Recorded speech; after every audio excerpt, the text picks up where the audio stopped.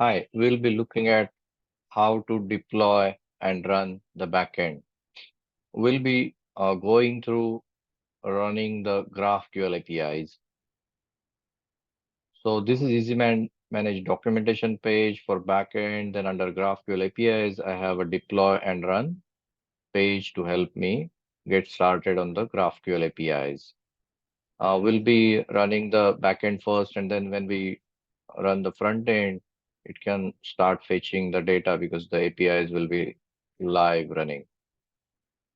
So just to quickly go back to our Builder Studio menu page, we are looking at run build section, and we will be running the GraphQL APIs.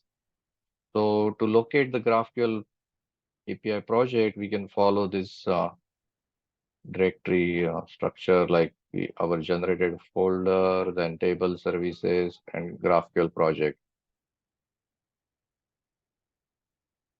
So if I locate my downloaded extracted folder, table services, there is a GraphQL EMDB GraphQL project, Spring GQL, that is where my GraphQL project is. So I will select this folder and import this into my IntelliJ IDEA IDE. So you can just uh, open this project. It's ready Maven project.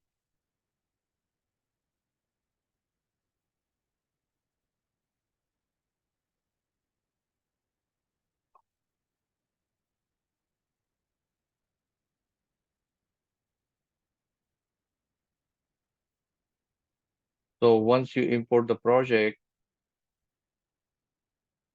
just to quickly understand, uh, the Maven project is built, and then the dependencies and all will be downloaded if it's the first time you're opening such projects. And Easy Manage has some compile time and build time processing and actions which happen, including um, more sources will be derived from this respective table and view level folders into our GraphQL project. So let's quickly see what are the steps to follow in the documentation. So once we open the project, we will need to define our data source, which database it will connect to inside the application properties. And then we can just execute Maven actions like clean, package, and then once it builds it, we can run the jar and start testing the GraphQL APIs. So let me locate the application dot properties file, and we provide you a commented section on how do you define the data source properties. So we'll be using MySQL section.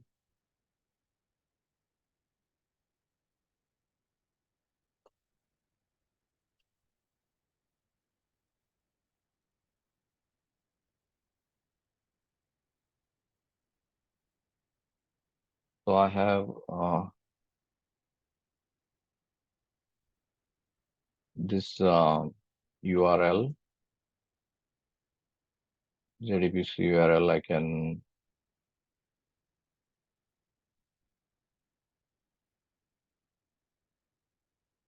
set then the database user,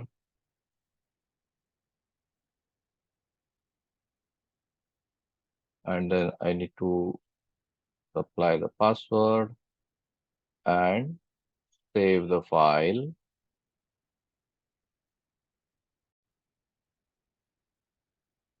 So I have defined the JDBC URL, database user, password, and saved the application.properties file and closed it. And then now I'm, good to go to build my APIs. So I will select the Maven uh, actions, lifecycle actions, like I will run clean first, then to make sure everything is go, then package.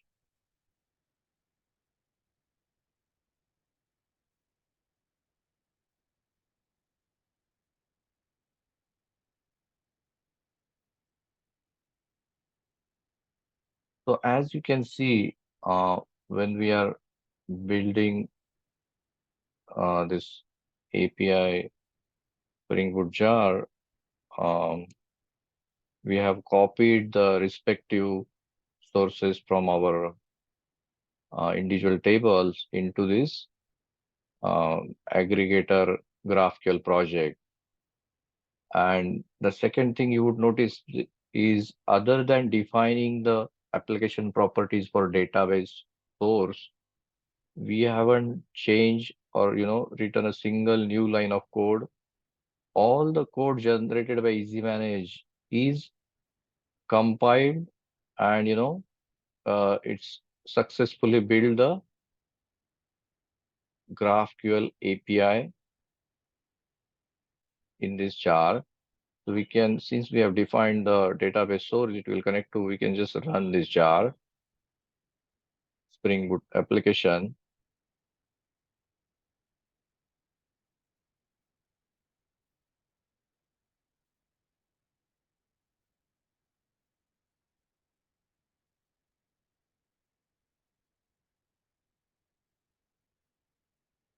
So it has started the GraphQL API project, and then we can quickly open the, you can go back to your documentation and see that once you have compiled and run the jar, you can quickly navigate through the APIs available via this,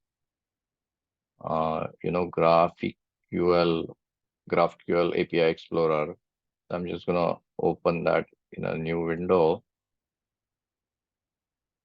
and let's close this previous buffer. But under docs, I can refresh and fetch all the GraphQL schema.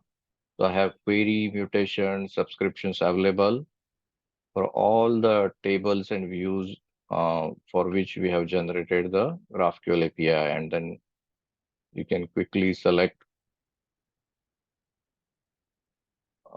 data, or run mutations, or subscriptions is a um, consumed where you want the latest updated data. So let's look at our product table, and